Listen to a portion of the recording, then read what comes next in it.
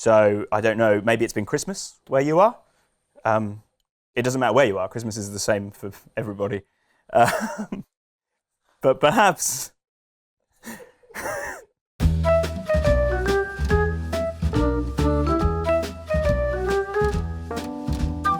In this video, we're going to show you how to make a stuffed crust cheese pizza, and it is the best combination of cheese and bread in the world. Let's get started. So we're going to make a sauce, that kind of bouncy cheese that's in the middle. So we're going to start with our pan, onto the hob, and we're going to add 175 ml of full-fat milk. We're going to add 90 grams of cheese. So this sauce that we're making, I've included mozzarella, Gruyere, Gorgonzola, and Parmesan. That's the cheeses I've got in here, but you can use literally anything you like as long as it's cheese. Okay, so the cheese has melted into the milk. So we want that to keep that warm. So we're going to set that to one side and grab ourselves another pan. So we're melting 25 grams of butter, unsalted.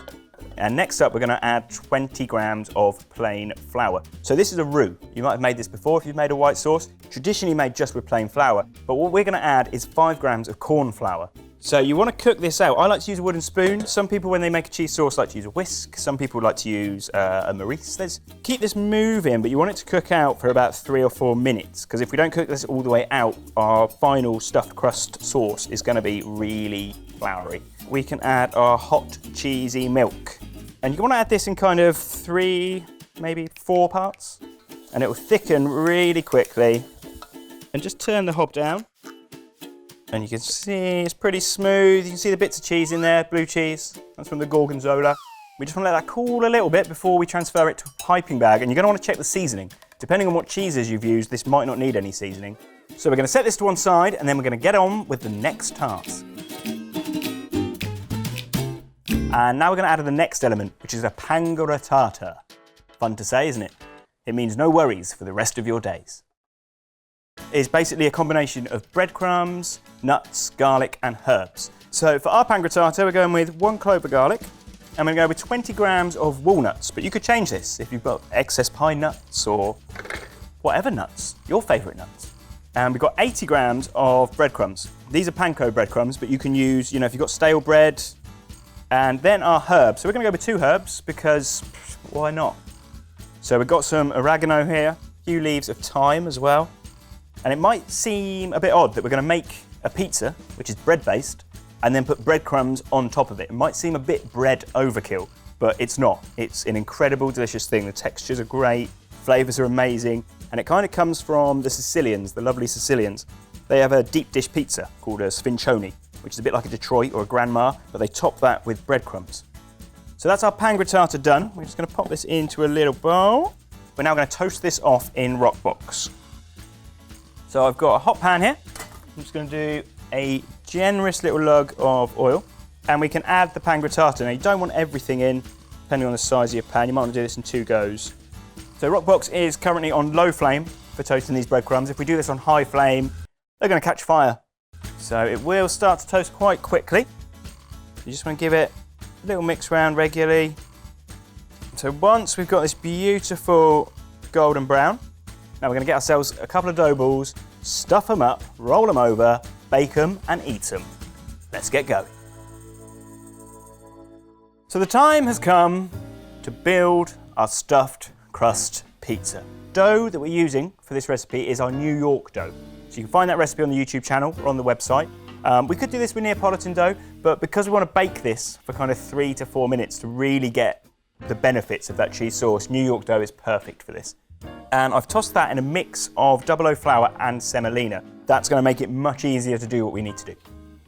So once you've kind of got your circle, you can flour up your rolling pin and just turn it 90 degrees each time. It'll help you keep your circle. And this can be a little bit bigger than our Roccbox peel because we're going to fold the edges over to sealing that stuffed crust. So the origins of the stuffed crust pizza believed to date back to 1995. That was a long time ago.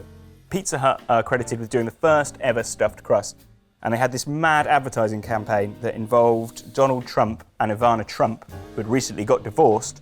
And the advert is kind of them rekindling their romance or kind of settling their differences over a stuffed crust pizza. So if this can make Donald Trump and Ivana Trump happy again, imagine what it's going to do to you. Just imagine. So once we've got the base open, we can now pipe round our cheese sauce. So grab your piping bag. Best way to do this is to use your right hand or your stronger hand at the top, and that's going to do all our squeezing. And this bottom hand is just going to do direction. And there is our ring of cheese. Keep it secret, keep it safe. So next up, we want to seal this in. Now, when we seal this in, you might get the odd gap. Some of this gooey cheese might spill out onto the base. Don't worry about that, it's delicious. So we're just going to dampen a pastry brush. We don't want this sopping wet, otherwise it's going to make our pizza stick. So with the pastry brush, just gently brush the water.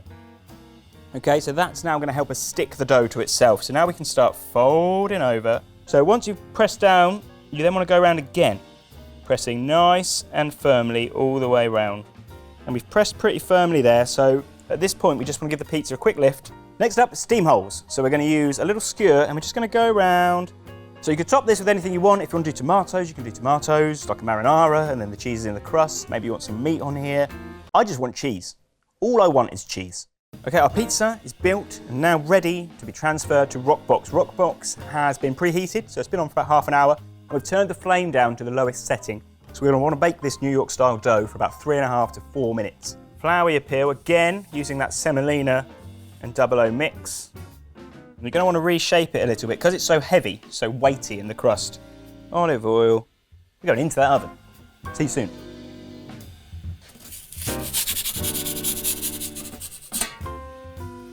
So you might find if you want to make a few of these, you're going to want to turn Roccbox up in between just to make sure that stone is nice and hot before you go in so you get a nicely cooked base. And you can use the turning peel just to kind of lift the pizza up and check the base as it's going. Oh, I want to bring it over, but I want to keep it here and eat it myself. And there we have it. In the words of Kevin McAllister, plain cheese pizza just for me. So now we have our poor man's Parmesan, Pangoro, and we're going to give that a generous sprinkle of fresh oregano as well. So I like to cut this with scissors. So it gives you the nice opportunity to not disturb the crust too much. That's it. That's the one. So you see that gooiness, it's still kind of bouncy and stringy, but it hasn't fallen apart. If we just put cheese in there and folded it over, you just kind of get this meld of cheese with no kind of structure to it. But by making the sauce, allowing the sauce to kind of set before piping it in the crust, that's how we develop that incredible texture. The topping's amazing. The Pangoro is next level. I don't want to talk about this anymore, I just want to eat it.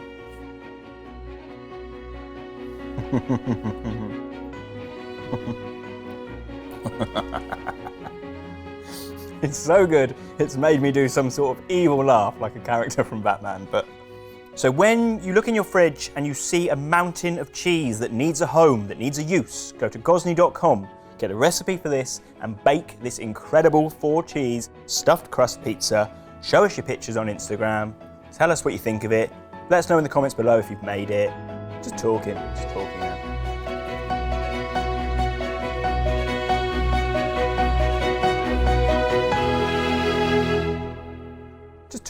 Just talking now. Oh, that was hot. That is molten hot.